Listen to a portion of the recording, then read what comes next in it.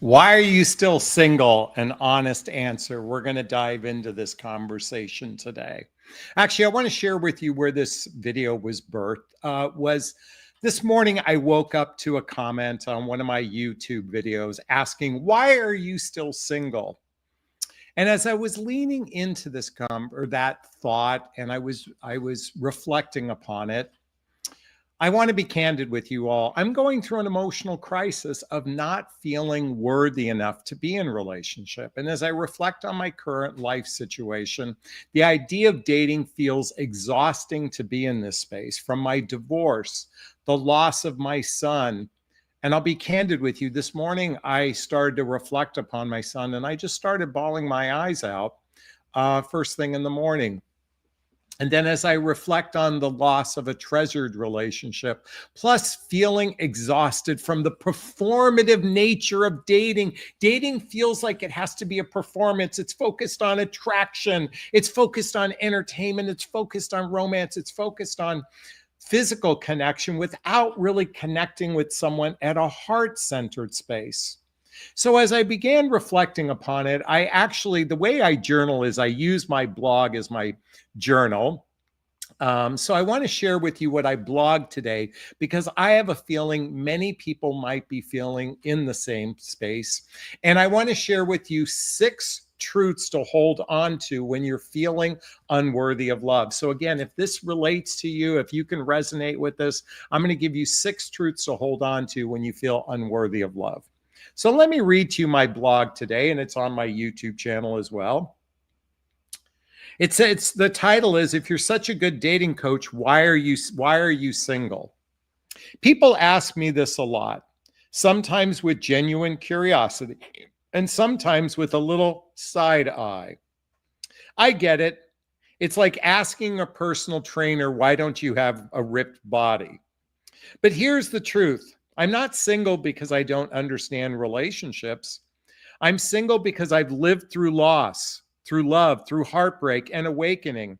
And I no longer chase partnerships that don't feel emotionally safe, aligned, or soulful. That said, lately I've been in a hard place.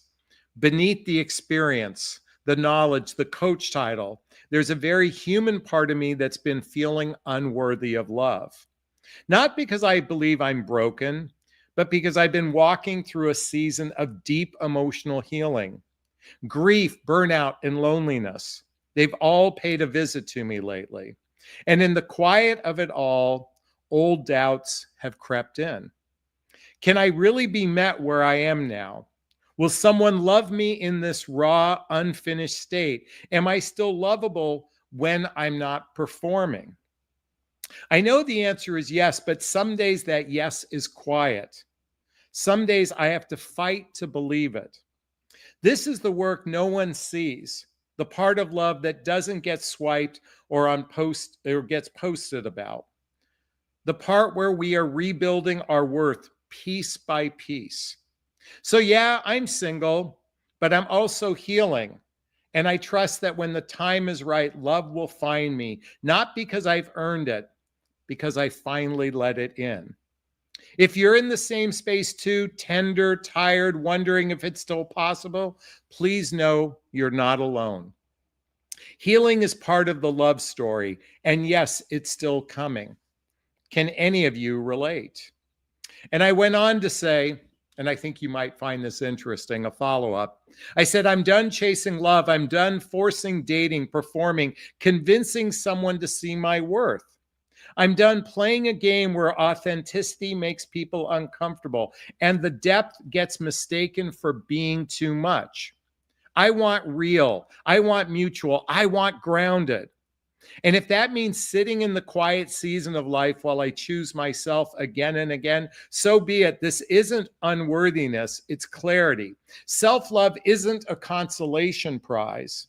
It's the foundation. And from here on out, I only have room for what's real. As I share this with you all today, let me ask you, how did that feel? Could you resonate with maybe feeling a bit unworthy, feeling exhausted, tired of the performative nature Part of the problem is the dating process today. We're meeting total strangers. Oftentimes, they don't know our backstory. They don't know our history. They don't know the emotional trauma or wounds that we might have experienced in life that cause us to be who we are today. And for those of us in midlife, it's radically different. It's so different than in your 20s and 30s when you're a blank sheet of paper, most likely. Not to suggest you didn't have childhood wounds when you were younger, but your life was still opening up to possibilities. And many people dated in the early stages because they were out looking to start a family and make babies and raise a family with someone. And it is so radically different for those of us in the midlife, particularly those who have been through divorce, who have multiple relationships. And now as they're aging, maybe their body's starting to deteriorate. We don't look as young as we used to. By the way, I know many of you comment on this. I happen to be blessed. Thank you, Mom and Dad. I don't color my hair. I do have some gray hair. Thanks, Mom and Dad, for a full head of hair. But I know a lot of you ladies are going, oh my God, all the men are bald. They're looking fat. They don't look good. By the way, men say almost the same thing about women as well. So as I share all of this, I just want you to know that feeling unworthy is not uncommon. Feeling like you're burnt out is not uncommon. And yet I do hold the space for everybody that love can find them. And it starts with the love within ourselves. The best relationship you're ever going to have is the relationship with self. This is why I wrote a book about it called What the Heck is Self-Love Anyway? A Journey of Personal Development, Self-Help, and Spiritual Work. There's a link below to get a copy of the book I recommend, all the books I recommend. I share this with you not because I'm some guru that knows everything about self-love. Quite frankly, I want to be candid with you. I'm still scratching the ant's belly on self-love. They often say we teach what we must learn the most. So I'm going to share with you right now 6 truths to hold on to when you're feeling unworthy of love. And I want you to write this down because I think this will make a big difference in your life. And actually, by embodying what I'm about to share, you'll become a magnetic attractor for what you seek in life. I fully believe this. I think we all have magical powers. We can call in what we want when we hold that space of love in our heart. So the first truth, you're not unworthy. You're in transition. You are not unworthy. You are in transition. What you're feeling isn't brokenness. It's the discomfort of becoming something new. You're shedding an old version of yourself. People pleasing, proving, performing. Let me repeat that. People pleasing, proving, performing. Of course, it feels tender right now in your life right now. That's what transformation feels like. And I just want you to hang in there. You are not unworthy. You are just simply in transition. That's the first truth I want you to hold on to. Number 2, stop chasing love and start choosing you. Look, I get it. We have been so indoctrinated in the last 20 years that online dating is the premier or it's the number one method of meeting people. But you know what that caused us to do? It caused us to chase love. But Jonathan, I'm just told to sit my feminine energy because men are hunters and men chase. Folks, by the way, every narrative you heard that men are hunters and men chase, what do you actually think men hunt? Do you think men hunt going, I want a relationship. I'm going to take my bow and arrow out. And this arrow is to land at my relationship of my dreams. No, men hunt sex. They chase sex. But I want you to stop chasing love. I want you to start choosing you. The moment you stop trying to convince someone to love you is the moment you start reclaiming your power. Instead of asking, why don't they choose me? Why don't I choose myself? I think it's really important, instead of asking yourself, how this other, especially for those in the dating process, how you feel about them, or how you feel. Ask yourself, how do they make me feel? How do I genuinely feel about them, instead of the fact that you might be attached to someone who really doesn't care about you? Stop chasing love in the dating process, but more importantly, stop chasing someone who doesn't want to choose you. Choose yourself. That's the principle of self-love. Breathe that in for a moment. And number 3, I want you to burn the old rule book. We'll go back to this. Where's this book? The rules. Here it is. The book, The Rules. Oh my God. This is such a destructive book. It creates a false narrative. In fact, what it does is it uses game playing techniques to have a temporary experience with another person. We need to throw out the old rule book. Dating app strategies, be high value. None of it works if it's disconnected you from your truth. The game was rigged to reward performance. Let me repeat that. The game was rigged to reward performance. Let's step out of it. The right person won't need convincing. You don't need to play the game in the book, The Rules. Oh, wait 3 hours before you text them back. Don't respond back right away. Don't do this. Don't do that. Play the game. This will make them, create mystery. All of this crap. It's all games. They don't work in the long run. What works is when you start from a heart-centered place. If you're feeling unworthy, let the quiet season be sacred. In other words, let this period of time in your life be okay that you're not in relationship. You know what? Well, I want you to think about this. I know people will tell you they are happier being in relationship, and that's certainly true for those happy couples. What about all the miserable couples in relationship? What about all the women who reach out to me for private coaching, telling me about the relationship they're in, that they're miserable being in this relationship? You know what? It's absolutely okay to not be in relationship. And do you realize now there are over 100 million singles in the United States? Do you know the new relationship? Well, it's never been new. It's always been this. But now it's the relationship you have with yourself. And so if you're feeling unworthy, if you're not dating right now, that doesn't mean you failed. It means you're being recalibrated. Use this time to heal, to rebuild your self-worth, and get deeply intimate with you. Get deeply intimate with who you are on the inside. Number 5. Actually, I have to have a drink. Bear with me a second.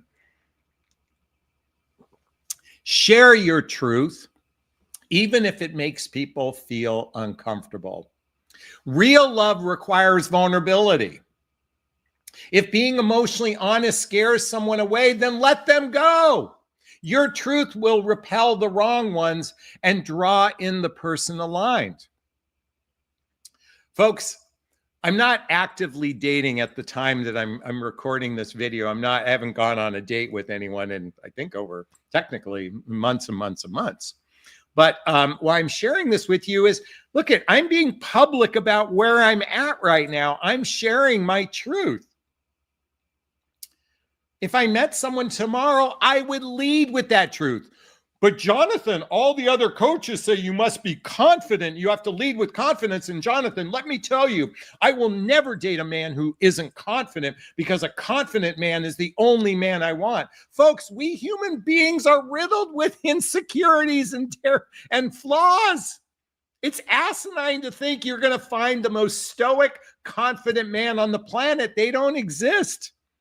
In fact, do you realize some of the most successful people on the planet that are rich and famous and successful are some of the most insecure, broken people on the planet? When you lead with authenticity, when you lead with vulnerability, when you lead with transparency, the right person is going to appreciate you because you're speaking from your heart. And it's okay to feel unlovable. But Jonathan, I'm told I can't love another until my love cup is overflowing. That's bullshit. Folks, most human beings are their greatest, or excuse me, I get so worked up, please forgive me. Most humans beings' number one emotional health wound is I'm not good enough, I'm not lovable, and I'm not likable. And believe me, many people put on a facade of who they are. They're just putting on the ambassador of their best selves. Oh my God, I get so worked up. Share your truth. It's okay. And lastly, number 6, self-love isn't a backup plan. It's the doorway to what you want. It's the doorway to what you want. The more you love yourself as you are, the more you attract love that mirrors that back.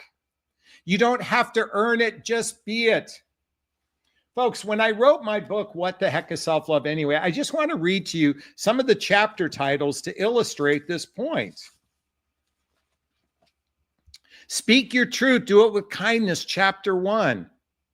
Stop effing complaining. By the way, I'm not complaining or venting, I'm just sharing. You're human, mistakes happen.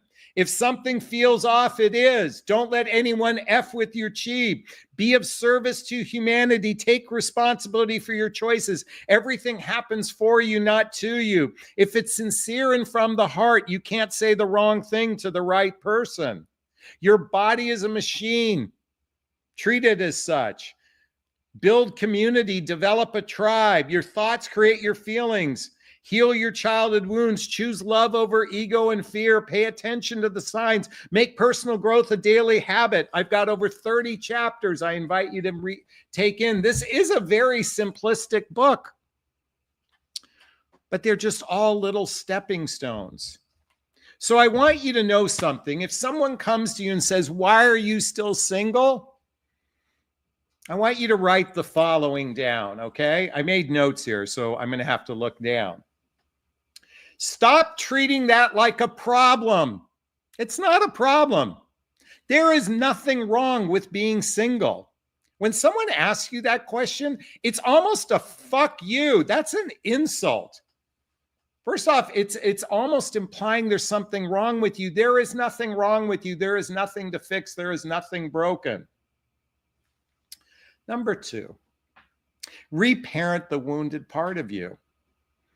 Folks, many of you who believe in personal development, self-help, and spiritual work, if you haven't read the book, The Hoffman Process, this is a deep dive into healing your childhood wounds and adult traumas that cause us to have negative patterns and limiting beliefs in our lives. So I invite you, again, this book is listed below.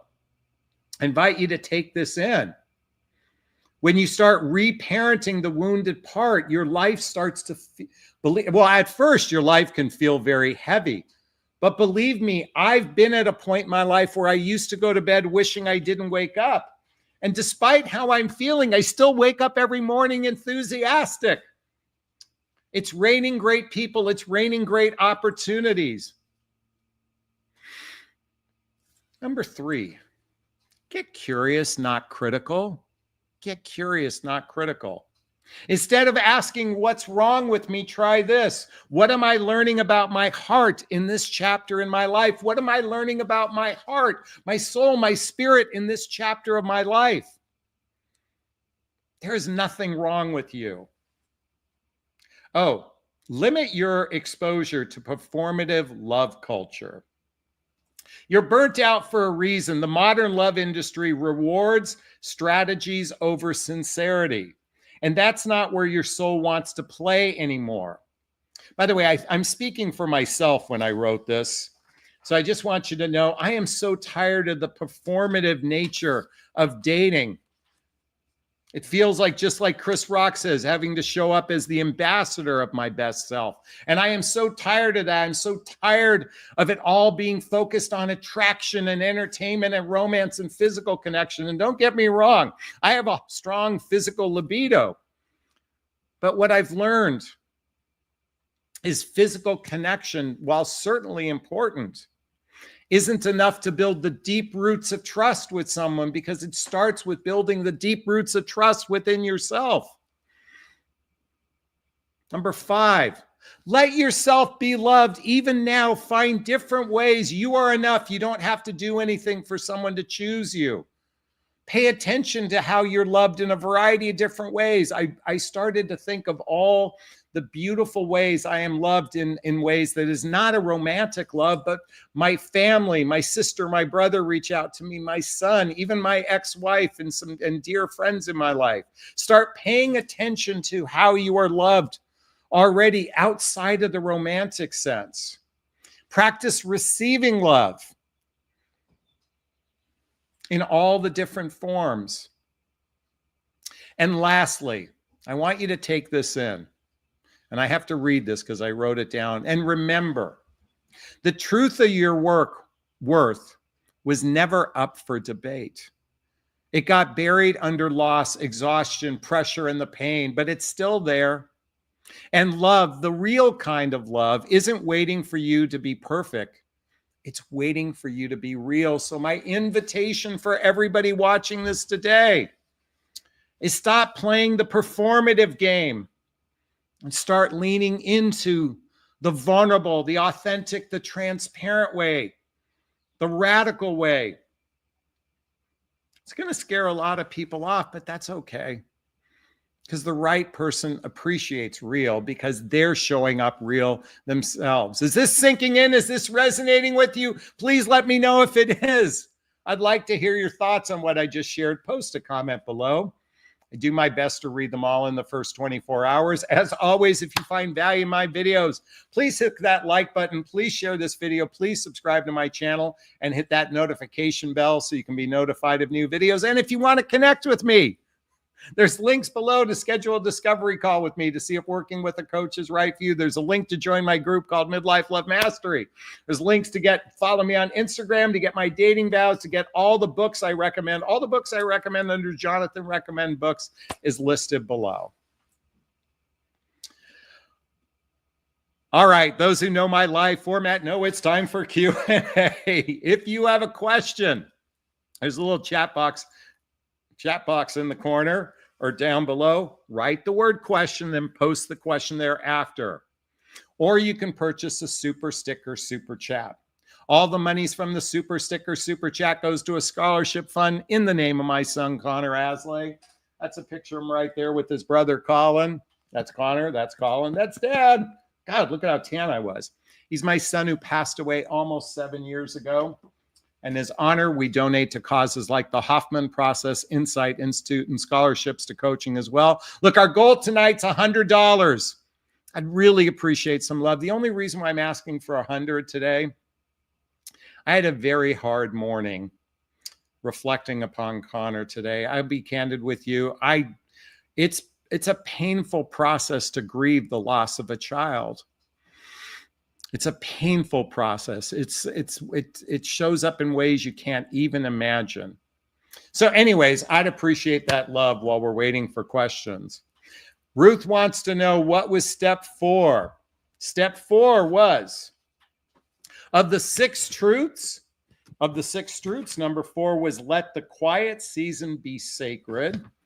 And of the others, it was limit your exposure to the performative love culture. You're burnt out for a reason. The modern love industry rewards strategy over sincerity, and that's where that's not where your soul wants to play. So Ruth, let go. Limit your exposure to the performative narrative. Hey, we just got a $1 super sticker. Thank you for the love. We appreciate that. R.M. Bell says, where I live, you don't have to live separately at all where I live, you don't have to live separately at all ever to divorce. Interesting. Okay. Sassy writes here, I've been asked, why are you single? And lovingly share a mature answer. I never get offended. I'm solid with my healthy self-love. It's not offensive whatsoever. I cherish my singlehood. There you go. But I'm curious, why does anyone need to ask that question? Why does that have to be asked? I think sometimes, why are you still single? There's the still part that's kind of aggravating, as if there's something wrong. All right, let's keep looking here.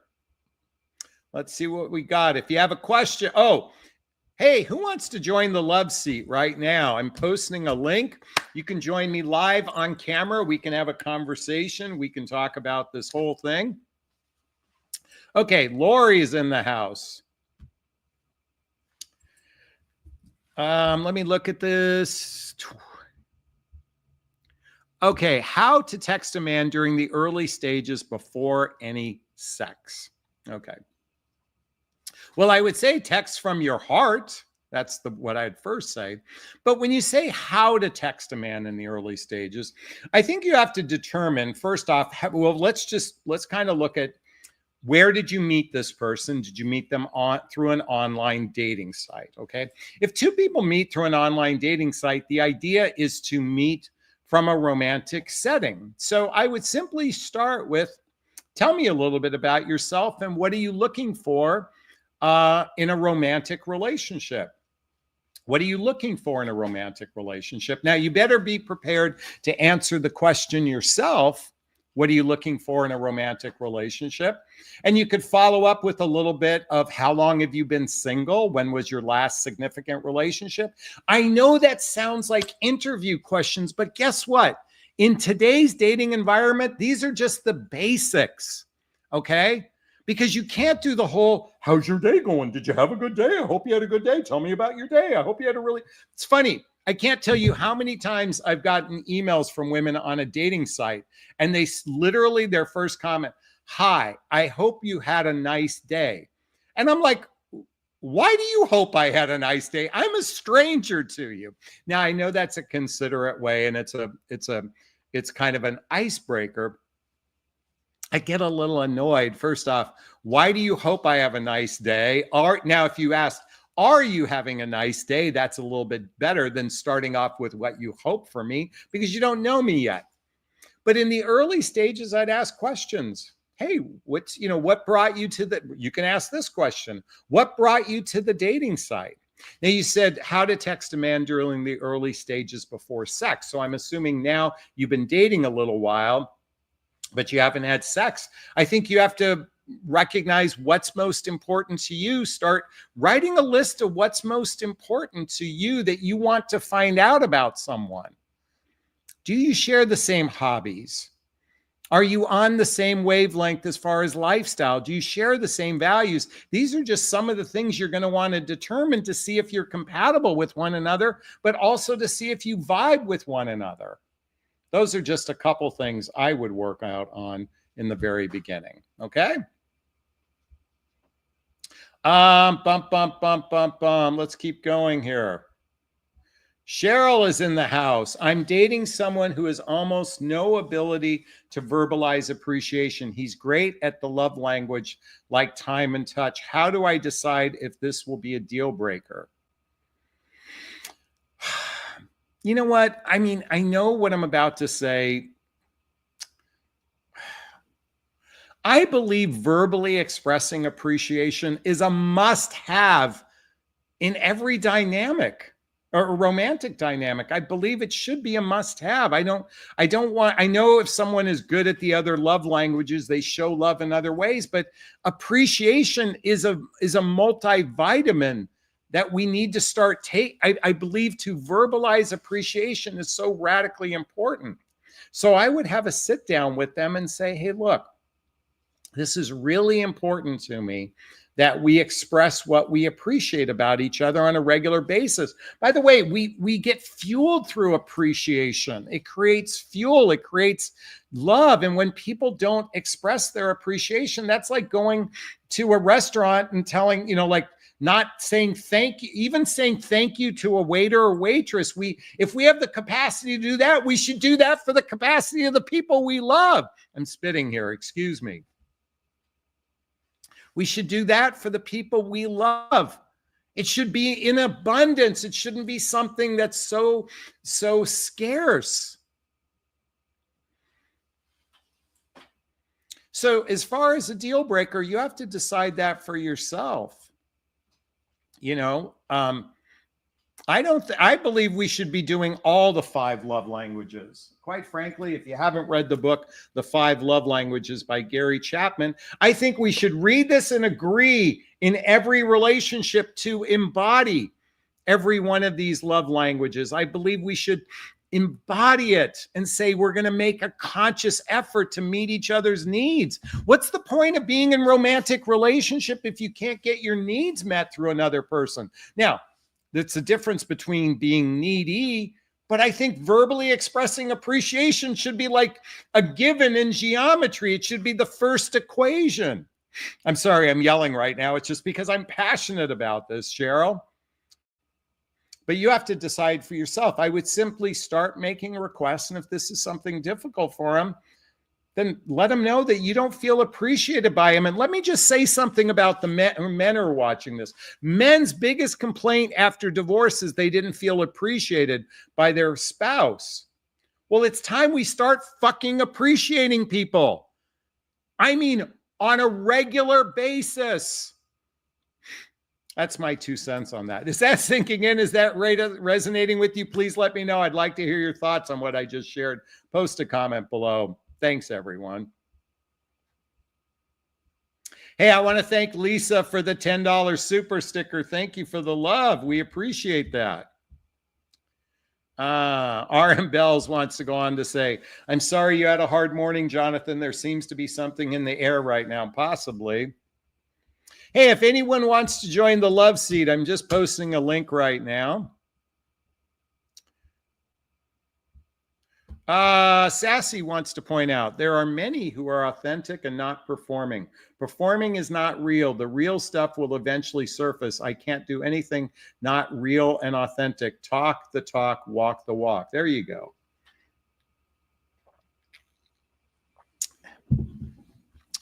Channel Settings wants to point out, just Jonathan, it's just caring questions. It's positive and peaceful.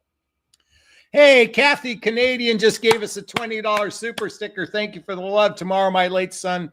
Oh, my God. Kathy, I want to give you a big, gigantic Jonathan Bear hug for the loss of your son 2.5 years ago. Thank you for the love. We appreciate you, Kathy. Natty Crafts just gave us a $10 super sticker. Thank you for the love. We appreciate you.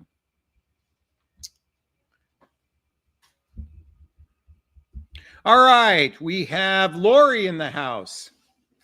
How to manage dating 4 men in the early stages? Yes, I already have 4 men who want to see me next weekend. All right, this is one of my favorite questions, okay? Because, okay. Now, at the moment, this might sound like duty dating. And if you're not familiar with Pat Allen's book, Duty Dating, her belief is you should be dating 3 men at the same time, and the cream will rise to the top. Now, I don't believe in that, okay? I don't believe in circular dating. I don't believe in duty dating. I believe in dating one person at a time. However, it sounds to me that you're not actually, but the first time you meet someone, I don't count that as a date. I count that as a meeting, okay? And the second time you meet someone, I call that a follow-up meeting. And if you see that person a third time, that's what I call a date, okay? Now, I know this might seem semantics, but when you think about it, these days, given that we're mostly meeting strangers, and I'm assuming you didn't meet all 4 of these men out in public, okay? These are strangers. I'm going to assume you met them online, okay? But the fact is you probably know very little about them. So I understand why you might be communicating with 4 men at the same time and that you might see them all. Okay, that's great. So you meet each person, then you're kind of going back home and evaluating each person, right? You're kind of evaluating which one you liked, which one you didn't like. The problem when you're doing 4 all at once is oftentimes you miss out on a gem, because then you're hyper-focused on your checklist and not actually how you felt about a person. A lot of times, and I've seen this within women. In fact, I had a dear friend of mine say this to me recently. She's now in a fabulous relationship, but she said the first couple dates with the guy, he wasn't her type. But because she was dating or she was meeting him, like she was only dating one person at a time, And but she really liked the way he made her laugh. He liked his personality, even though he wasn't her type. Okay. And now they're in a fantastic relationship. And when she shared it with me, I'm like, I'm so happy for you. But one of the problems when you're dating multiple people, we tend to hyper focus on attraction. And then we weed out the people that we're not attracted to, but those people could actually be wonderful people. Now, it's okay to go through a weeding out process. That's okay. And certainly we want to look for chemistry, but I would also look for alignment. Is this person capable of being in relationship? Are they capable of being in a relationship? The person that you're most attracted to might not be capable of a relationship, but the other one might be so ready for a relationship, but he might be slightly not your type. He might be slightly not your type. Hey, this happens. You know, we can't have perfect circumstances. But how do you manage it? Okay, that's an interesting question. How do you manage it? Well, I don't know how you're going to manage it. Are you going to use Google Calendar, whatnot? You have to really sit with it. I'm not a big proponent of multiple dating. I like to invest it one person at a time. That makes things clear. Now, that doesn't mean you can't communicate with several people at a time, but I like meeting one person, and then if that doesn't work out, then set up the next one. I don't like having a couple hot fires in the iron at the same time. I know there's a lot of people that believe that. The people that believe in duty dating, the people that believe in circular dating, they're doing it because they want to protect you from harm. The idea is that if you're dating multiple people, you won't get attached to someone who isn't right for you. But believe me, that's based on fear. And fear-based dating doesn't work in the long run. So I'm just inviting you to evaluate each person individually, not solely based on looks, based on, are they kind? Are they caring? Did they show up at time? In other words, do they have integrity? Look at all of the factors, not just the physical factor, and then go from there. I hope that helps with you, Lori. Let me know what you thought. Let us know what happens. Post a comment below. I'd like to hear your thoughts on all of that. We really appreciate you. Thanks so much. Okay. Hey, I want to give Debbie some props for the $30 super sticker. Thank you for the love. You are the sweetest, Debbie. Thank you so much. All right, let's keep looking here. Sunshiny1 says, I feel like more people get into relationships to get something out of it instead of giving something. That is so fucking right. It feels like people are more focused on what can I get instead of focused on what can I give. That's a sad reality of what's going on today. You know, it was so much easier when I met my now ex-wife. We dated with intention. We dated, at least back then, we dated looking for our wives. Now it's trying to find that person who's aligned in my values, whose lifestyle is compatible with me. But most importantly, are they even emotionally mature enough to be in a relationship? And that takes a lot of weeding out.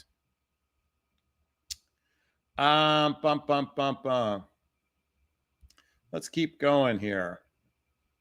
I love this group tonight. Debbie says, I think I would mess up if I dated more than one person at a time. By the way, really quickly, I want to remind, just let everyone know, hopefully it's scheduled for tomorrow night. I have the wife from The Wolf of Wall Street on. She's a therapist talking about how to avoid a toxic relationship. So I want you to be on the lookout for that. How to avoid a toxic relationship with Nadine Mancuso. I mispronounced her name. Please forgive me. So be on the lookout for that tomorrow night. Tomorrow afternoon, actually. Debbie says, awesome. Thanks so much. That's why I want to give a plug for it right now. Channel setting says, you have to see them do a good deed. Talk is just talk. Exactly. All right. Melinda's in the house. He didn't think he'd fall in love again, but he has.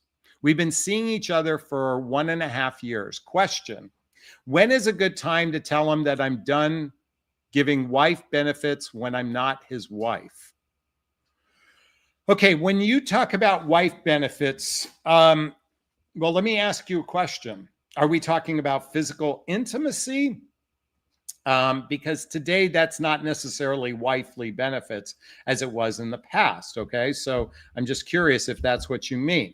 Now, what I'm curious though, Melinda, what is he not doing? He didn't think he'd fall in love again, but he has. We've been seeing. So I guess the question is, are you waiting for him to ask you to get married? Have the two of you talked about marriage? Have the two of you talked about living together? Okay, so you come back and said yes. So here's my belief system. You don't have to be married to have sex with somebody. Okay, you don't have to be. So you're not giving a wifely benefit.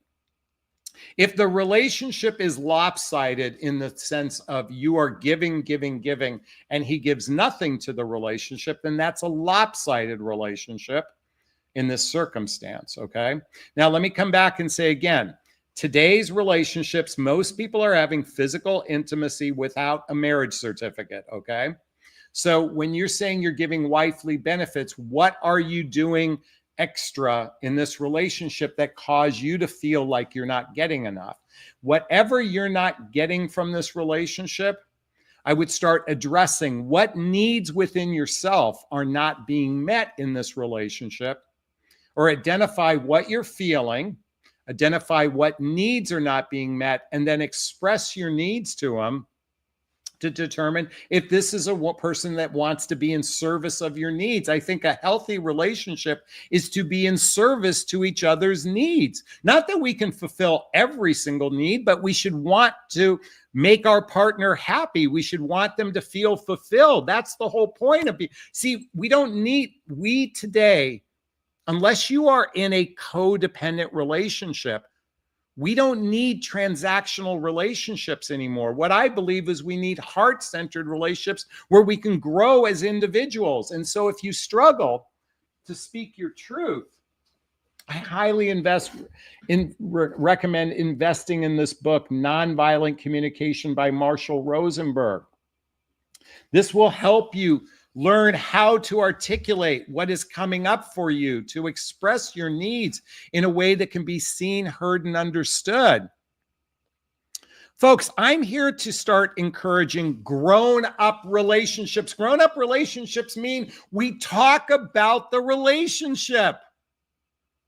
I don't want to talk about the relationship. Can't we just enjoy where we're at? Can't we just live in the moment? No, what's the fucking point? Okay. If two people are physically intimate with each other, folks, ladies, if that penis is going inside the vagina on a regular basis, you have every right to start to ask for what your needs are in this relationship. Now, I'm going to tell you something, ladies. Many of you are very poor at identifying your emotions in a way that can be seen, heard, and understood. I'm not saying all of you, but many of you are. And then when you're asking for your needs, you often do it in an accusatory way, in a combative way, instead of a heart-centered way. Folks, I'm here to encourage people need to sit down and talk about their relationship on a regular basis. I'm a big believer that people should see a couples therapist on a regular basis with their partners so they can work on improving their relationship, because look at how dysfunctional relationships are today, with a 50% divorce rate for first marriages and a second and third marriages ending at 65 to 75% rate. We humans aren't good at this. I'm sorry, I'm getting worked up. Okay, Melinda says, not lopsided, all is good so far. We are in service to each other's needs. Will I stir the pot if I communicate my needs to be in a relationship with a long-term promise? Okay, thank you. Okay, well, I had to guess some of this. All right, so I guess the point, let's get down to the nitty-gritty. It seems to me you would like to be married. My question is, does he want to get married? What's the benefit of getting married? Now, a lot of people don't have to get married in the traditional sense. I think a lot of people here today recognize that a relationship with the government sometimes is a very precarious thing. So a lot of people are opting for a spiritual marriage, not a legal marriage with the government. Okay. Now, I think if nothing else, if you might want to talk about living together, you might want to talk about a prenup to protect each other's assets. That's a very fair and valid thing to consider. But I guess the real question is, do you want to grow old with each other? That's the question. Do you want to grow old with each other? I think partnership-based relationships are what I'm a big believer of partnership-based relationships. That's not to suggest casual relationships don't have a significant an importance out there, that even hooking up doesn't have importance to some degree, but I'm still a proponent of partnership-based relationships. So, how can you talk about this? Express what your long-term desires are. Ask him what his long-term desires are. Does he want to grow old with someone, or is he just living in the moment? I'm a big believer that at some point you have to, okay, so I look at relationship in a couple different stages. The first commitment you make to each other is to be trustworthy with one another. That's the first commitment you make. Before you even have physical intimacy, is to focus on building trust. And when you have physical intimacy, you agree to monogamy and you agree to exclusivity. That's the next level of commitment. And the level of commitment after that is agreeing to be teammates with one another. Do we have each other's back? And then ultimately, do we want to go all in? Is this a person that I say I would want to take care of when things go tough? Is this a person I want to take care of when things go tough? And this is a tricky place to be, because a lot of people are gun shy and afraid of going all in. When you think of the term in love means I'm all in. I can love somebody, but if in love, in my opinion, is I'm all in. And so, okay, so Melanie goes on to say, I would love to grow old with him and discuss our long-term relationship plans. Well, we know you would love to do that. How does he feel about that? I think it's time to have an open, honest conversation about what you want, and then decide, if this person isn't on the same page, you got to ask yourself, is that a deal breaker for you? I'm still I think if nothing else, people should at least consider living together for those of us in midlife, because it's better. Now, not always, but it's better to, by the way, how far apart do the two of you live? I want to know. Hopefully you live close to one another because you see each other on a regular basis. I'm hoping that's the case. So anyways, well, those are just my rough thoughts, Melanie. Melanie, I hope I got that right. I hope that found value in that conversation. I'd like to hear your thoughts. Post a comment below. I do my best to read them all in the first 24 hours. Thank you so much. Oh, and they live 10 minutes apart. Okay, great. You know, when you live 10 minutes apart, you could almost live in two separate homes, and you could be living together apart. That's an option as well. But I think it's important to determine, are you in it for the long haul? Do you want to take care of each other? That's kind of the point in my mind of partnership-based relationships. And Patricia says, I agree with you. Well, thank you so much, Patricia. We appreciate that. Thanks, everyone, for that one. I'd like to hear your thoughts. Post a comment below. All right. Let's see what our next question has. Hey, who wants to join the love seat? Melinda does say, very valuable advice as always. Thank you, my dear. I appreciate that, Melinda. Thanks so much. Two people can live in the same car. That's funny. All right.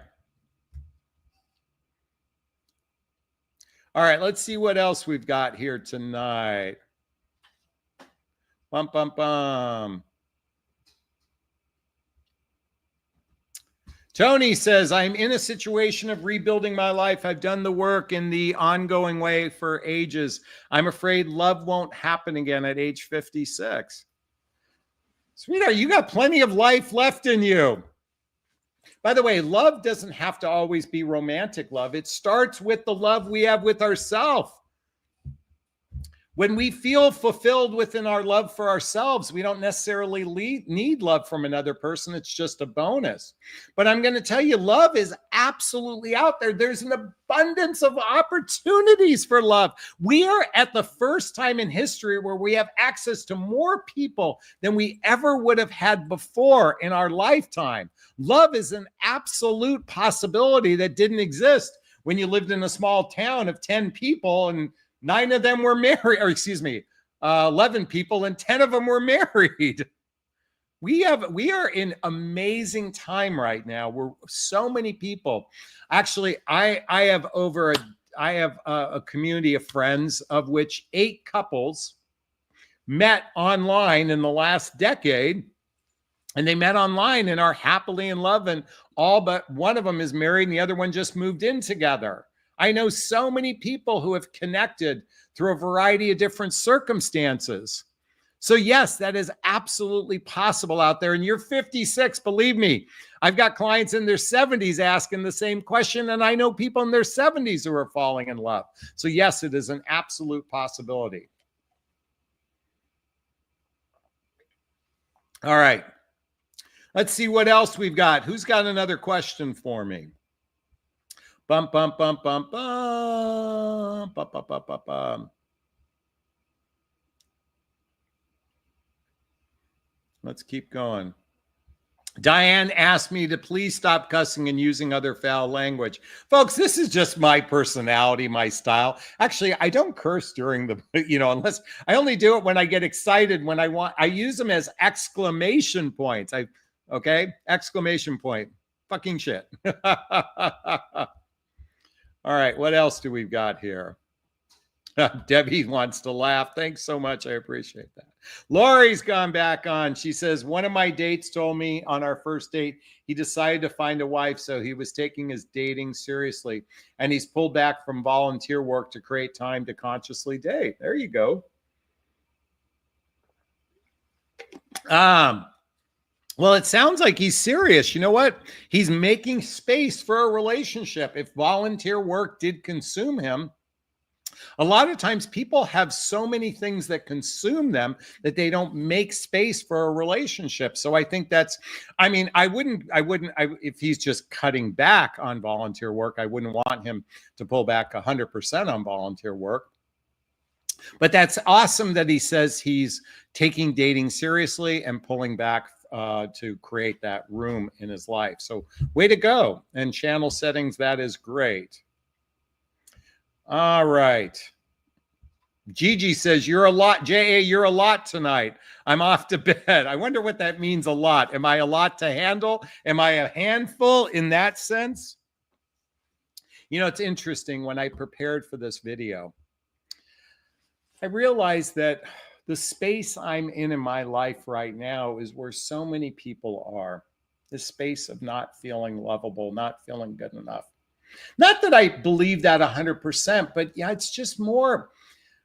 I'm just tired of I know I've said this already, but I'm tired of the performative narrative of dating to show up as the ambassador of my best self.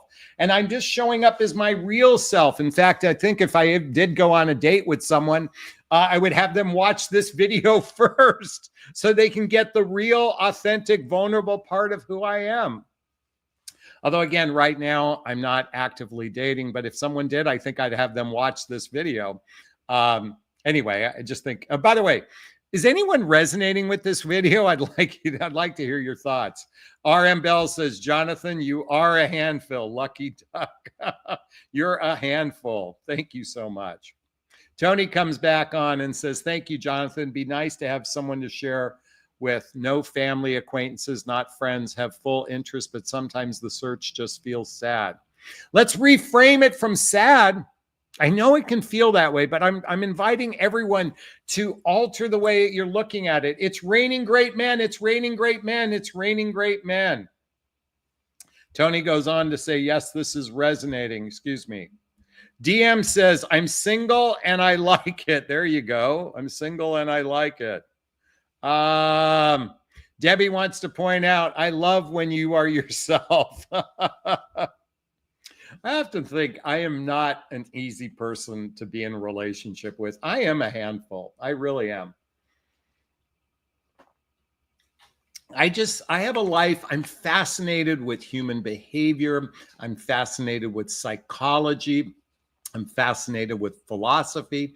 I'm fascinated with human development over time. I'm very fascinated with that. And so a lot of people don't share that same passion with me. And it's like, that's my jam. And I'm rather annoying at this. I don't know if I make a good boyfriend or not. I'll be candid with you. I think I am a handful. Also, I can be a little bit of a homebody. I'm not very much, I'm more of a chill kind of person that likes to explore the inner world. It's one of the reasons why I do plant medicine, ayahuasca, psilocybin, MDMA. I got invited to do an LSD journey. I'm thinking, boy, is that a heavy duty experience to go deep into your shadow work. I'm fascinated with personal growth, self-help, spiritual work. You know, not everyone likes that kind of stuff. A lot of people, God, my God, every woman's dating site is, I want to travel, I want to travel, I want to travel, I want to travel, let's travel, travel, travel. I'm like, I fucking can't stand traveling. You know what? Getting on, I mean, I am just not up for it. Not that I won't do it, but it's just not my jam. The inner world travel is more fascinating to me, but it seems like every woman's dating profile is, they want to walk on the beach holding hands, traveling to every far exotic place. And I'm like, that's not what I want to do. That's why I'm not a fit for most women. I just don't fit that narrative. I'm kind of an inner world kind of person. Anyway, Debbie says, I have done enough traveling in my life. Exactly. Tell us about your favorite philosophers. Jason Silva is one of my favorite philosophers right now. He's a young man who I think is absolutely brilliant. So I would check him out. Debbie says, I'm kind of a homebody. Barbara wants to know, when's your birthday? My birthday is August 1st. August 1st. I am a Leo. I think I have a bunch. By the way, if you're familiar with human design, I'm a projector. Any new books? What's a new book? Oh, here's a book you may want to check out. Okay, I know the cover is kind of intense. Love yourself like your life depends upon it. This is 60 pages. It's this you could read in 10 minutes kind of book. But it kind of inspired me to do my book, Love Yourself Like Your Life Depended Upon It. You may want to check this out. Another book that I've read recently, if you haven't read this book, Existential Kink. Oh my God, did I love this book. I actually got the audio version of it. I listened to it twice. This is an amazing book. It's how we get off on our shadow. I would highly recommend getting this book by Carolyn Elliott, Existential Kink. In the Jonathan Recommend books, that'll take you to Amazon. So check it out right there. Okay. Regina says, your language is fine, Jonathan. Curse away. Thank you so much. Let's see. I saw something here. Lee says, can you talk about widows dating? Well, I think we'd have to want to get, what specifically do you want to know about widows dating? I think when it comes to dating people that lost a spouse, I think it's important to recognize that depending on the relationship, how deeply they're in love, the mourning period can be significant for some people, depending on how long they were in that relationship too, how long they were in that marriage. I think the challenge is the longer you live with someone, your lives are so intertwined like this, that the unraveling of that tapestry happened all of a sudden. Unlike a divorce that happens, you're unraveling the tapestry of your life. And it can be very difficult to reintegrate into your sovereignty, especially if you're dating someone who is, and this is one thing, if you're not lost a spouse, but they lost a spouse. And in many cases, they were so deeply rooted with that spouse. It can be very challenging to open your heart to someone new. Imagine someone was married for 30 years. It can be very difficult. And oftentimes they seek codependent type relationships, but they struggle opening their heart to love. I know my ex-wife's mother, would that be my ex-mother-in-law? You know, she met a widower, but he was 60 at the time. He went on, they ended up being married. They ended up being married as long in her marriage as he was married in his first marriage. So it's not impossible. He was able to build a life with her. But I would say you have to recognize that many people struggle opening their heart when they were in love with someone else. But then again, there's a significant percentage of people that are very codependent. And so they attach themselves to the next person, and maybe they have a capacity to love that new person. There's so many variables, so many different nuances. I would have to ask you a lot of questions if you wanted some specific advice there. Okay. Hey folks, we've come up to the hour. Hey, it's 101. Hey, did you find value in this conversation tonight? Why are you still single? An honest answer. If you did, I'd like to hear your thoughts. Post a comment below. Tell me what you think of my new glasses. They're kind of like, it's weird to look at the camera. I can see myself with these. But do they look good? I'm curious to hear. Like to hear your thoughts on everything I share. Post a comment below. If you found value in this video, please hit that like button. Please share this video. Please subscribe to my channel and hit that notification bell so you can be notified of new videos. And if you want to connect with me directly, there's links below to schedule a discovery call with me to see if working with a coach is right for you. There's links to join my groups, to follow me on Instagram, to get all the books I recommend. And Nicole says, I tuned in late and the glasses look good. Thank you so much. Lisa says, thank you for the live. Hey, I'm going to wrap up this video as I always do. First off, give myself a big, gigantic Jonathan Bear hug of self-love. I'm going to reach into the camera and give you a hug of love, if that's okay. I'm going to ask you to turn to someone, a pet, a teddy bear, a pillow, and give it or them a hug of love, because hugs are a great source of love. And let's face it, we can all use more love in our lives. I want to thank Channel Setting for the donation, and Lisa and Kathy, Canadian Natties, and Debbie. Thank you all for the love. We really appreciate you, and everyone that was on live. White, RM Bells, Oxford Tony, our Channel Settings, Debbie, Joe Daisy's in the house. Everybody, big hugs. Thanks a bunch. Wishing you all super duper wonderful evening. Be well. Thanks. Bye-bye now. Bye-bye.